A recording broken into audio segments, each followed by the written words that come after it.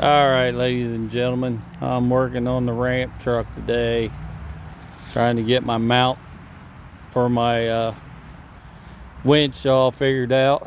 I'm pretty close, other than drilling holes. My battery quit on me. I got to paint it. I got to drill a couple little bigger holes. As you can see there, they got to be a little bigger, but it's looking pretty good. Got it all figured out.